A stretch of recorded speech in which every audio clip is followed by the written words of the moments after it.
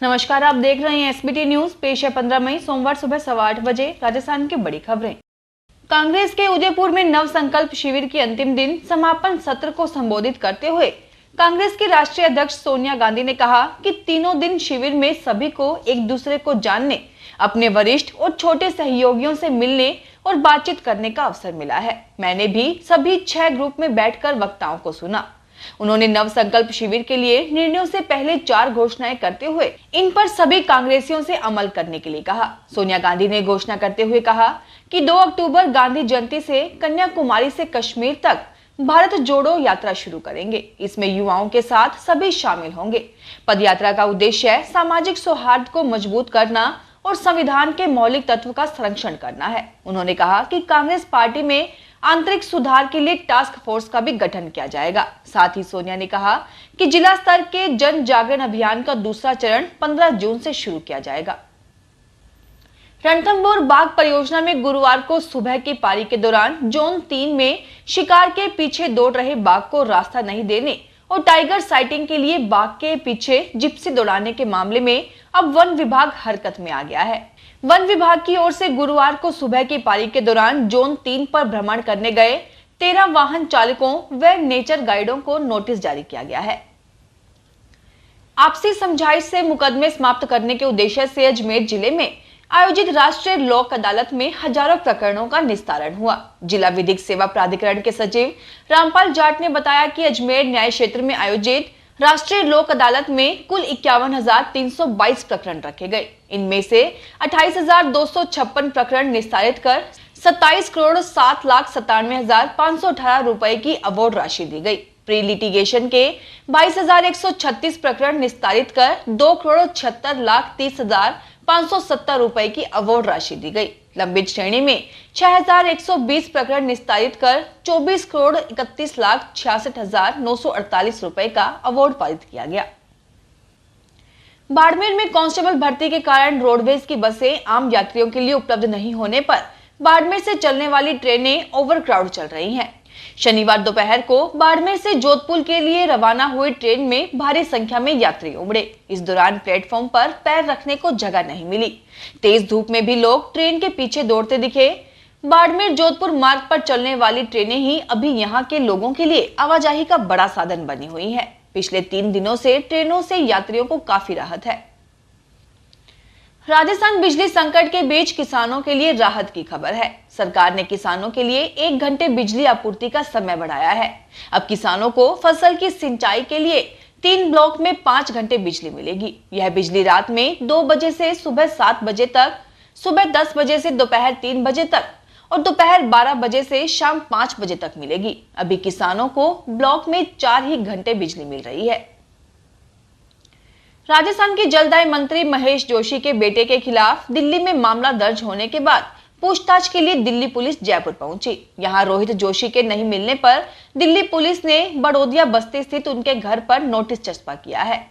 Police ने निजी आवास पर पोस्टर चस्पा कर 18 मई को रोहित जोशी को दिल्ली में अनुसंधान अधिकारी के समक्ष पेश होने के लिए कहा है। जोधपुर शहर में लगे कर्फ्यू से आखिरकार राहत मिल गई है। 2 गुटों में उपद्रव के बाद हालात सामान्य होने के चलते पुलिस कमिश्नरेट के शेष 6 थाना क्षेत्रों में रविवार को कर्फ्यू हटा दिया गया। इसी के साथ अब जोधपुर कर्फ्यू मुक्त हो गया। शनिवार को बीकानेर में गर्मी ने पिछले 5 साल का रिकॉर्ड तोड़ दिया। तापमान 48.2 डिग्री सेल्सियस रहा तो रविवार को भी इससे कोई खास राहत नहीं मिली। मौसम विभाग ने रविवार के लिए भी बीकानेर, श्रीगंगानगर, हनुमानगढ़ व चूरू के लिए रेड अलर्ट जारी किया था। ऐसे में रविवार दोपहर भी आग उगलने वाली रही। हालांकि सोमवार को कुछ राहत की उम्मीद की जा सकती है, जब किसी तरह का अलर्ट बीकानेर में नहीं होगा। पश्चिमी राजस्थान के बाड़मेर और जैसलमेर के साथ बीकानेर संभाग के चारों जिलों में 14 व 15 मई को रेड अलर्ट था। इसी का परिणाम था कि 14 मई को बीकानेर में तापमान 48.2 डिग्री सेल्सियस तक आया। श्रीगंगानगर में तो बीकानेर से भी ज्यादा पारा रहा। जोधपुर में गत दिनों हुए उपद्रव के बाद हालात सामान्य होने और कर्फ्यू हटने पर रविवार को राज्यसभा सांसद राजेंद्र गहलोत ने भीतरी शहर का दौरा किया। इस दौरान उन्होंने वहां रहने वाले लोगों से मुलाकात की। उनके साथ नगर निगम दक्षिण की महापौर वनीता सेठ भी थी। क्षेत्रवासियों ने उन्हें उपद्रव के दौरान हुए नुकसान के भरपाई करवाने की मांग की। बीकानेर में अतिक्रमणों को तोड़ने के लिए नगर निगम की टीम रविवार सुबह फड़ बाजार पहुंची तो वहां जबरदस्त विरोध का सामना करना पड़ा।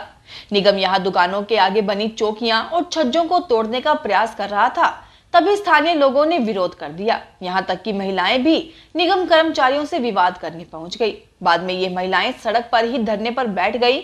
मौके पर पहुंची पुलिस ने इन महिलाओं को हटाया। पिछले करीब 1 महीने से नगर निगम शहर के विभिन्न एरिया में अतिक्रमण तोड़ रहा है। जोधपुर जिले के लूणी पंचायत समिति में लोग पानी को तरस रहे हैं। भीषण गर्मी में पीने तक को पानी नहीं है। ऐसे में क्षेत्रवासियों ने रविवार को मटकियां फोड़कर गुस्सा जताया। महिलाओं ने कहा कि भीषण गर्मी के दौर में भी नलों में पानी नहीं आ रहा है। जलदाय विभाग, सरपंच और विधायक को कई बार अवगत कराने के बावजूद अभी तक समस्या का समाधान नहीं हुआ है। गुस्साई महिलाओं ने पहले रास्ता रोका और उसके बाद धरने पर बैठी। साथ ही पानी नहीं आने पर बाड़मेर हाईवे जाम करने की चेतावनी दी।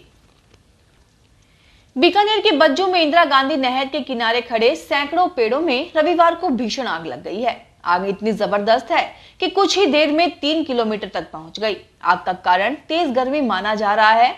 आग इंदिरा गांधी नहर के आरडी 923 से 930 के बीच लगी है। दरअसल वन विभाग ने नहर के किनारे पेड़ लगाए हुए हैं। नहर के एक तरफ पूरे रास्ते में लाइन से लगे इन पेड़ों में एक के बाद एक आग लग रही है। दोपहर करीब 3 बजे तक आग का पता चला। वन विभाग व नहर विभाग के अधिकारी मौके पर पहुंचे। बाद में बज्जू पुलिस भी पहुंची। बज्जू में दमकल नहीं होने से बीकानेर फायर ब्रिगेड को सूचना दी गई। वहां से 3 फायर ब्रिगेड पहुंची। तब तक आग 3 किलोमीटर तक फैल गई। जोधपुर शहर में भीषण गर्मी का दौर जारी है और पिछले लगभग 15 दिनों से तापमान 45 डिग्री और उससे ऊपर निकल चुका है। ऐसे में लोगों का घरों से बाहर निकलना भी मुश्किल हो रहा है। प्रचंड गर्मी को देखते हुए नगर निगम उत्तर की ओर से एक पहल की गई है। नगर निगम उत्तर की ओर से एंटी स्मोक गन वाहन के माध्यम से शहर के अलग अलग क्षेत्रों में पानी की बौछारें की जा रही है। महापौर उत्तर कुंती परिहार ने रविवार को इन वाहनों को हरी झंडी दिखाकर रवाना किया। यह वाहन शहर के अलग अलग क्षेत्रों में जाकर पानी का छिड़काव करेंगे। इससे आमजन को गर्मी से निजात मिलेगी, वहीं धूल कणों से फैलने वाला वायु प्रदूषण भी कम होगा। जोधपुर के जिला कलेक्टर से हिमांशु गुप्ता ने मुख्यमंत्री बजट घोषणा 2019-20 में स्वीकृत राष्ट्रीय स्तर की सुविधाओं से परिपूर्ण बस स्टैंड के 38 करोड़ की राशि से करवाए जा रहे विकास कार्यों का जायजा लिया। उन्होंने मौके पर जाकर प्रोजेक्ट डायरेक्टर RSRDC दीपक भाटी से प्रोजेक्ट के विभिन्न चरणों में अब तक हुए कार्यों की जानकारी ली। जिला कलेक्टर ने प्रोजेक्ट के प्रथम व द्वितीय चरण के कार्यों की गति पर संतोष व्यक्त किया, लेकिन तृतीय चरण के कार्य की धीमी गति के लिए प्रोजेक्ट डायरेक्टर को निर्देशित किया कि वे नियमित मॉनिटरिंग कर इसे निर्धारित समय में पूरा करें। North western railway employees union Jodhpur मंडल कार्यालय में भगत की कोठी शाखा के शाखा अध्यक्ष उदय कुमार के ADEN बनकर फालना स्थानांतरण होने पर माला, साफा और मोमेंटो देकर स्वागत किया गया। मंडल सचिव मनोज कुमार परिहार ने स्वागत समारोह को संबोधित करते हुए कहा कि उदय कुमार हर समय कर्मचारियों की समस्याओं को लेकर संघर्षशील रहते तथा उनके लिए यदि अधिकारियों से भी चर्चा करनी पड़ती तो उसमें भी पीछे नहीं रहते। नारद जयंती के उपलक्ष्य में विश्व सांसद केंद्र जोधपुर और राजस्थान हाईकोर्ट एडवोकेट्स एसोसिएशन के संयुक्त तत्वाधान में पुराने हाईकोर्ट परिसर स्थित एसोसिएशन के सभागार में एक कार्यक्रम रखा गया, जिसमें शहर के मीडिया कर्मियों का सम्मान किया गया। इस अवसर पर राजस्थान हाईकोर्ट के न्यायाधीश पुष्पेंद्र सिंह भाटी मुख्य अतिथि के रूप में उपस्थित थे। कार्यक्रम की अध्यक्षता RSS के महानगर संघ चालक प्रकाश जीरावाला ने की। फिलहाल इस बुलेटिन में इतना ही। फिर हाजिर होंगे और बड़ी खबरों के साथ। SBT न्यूज के वीडियो देखने के लिए हमारे चैनल को सब्सक्राइब करें और नोटिफिकेशन पाने के लिए बेल आइकन को प्रेस करें।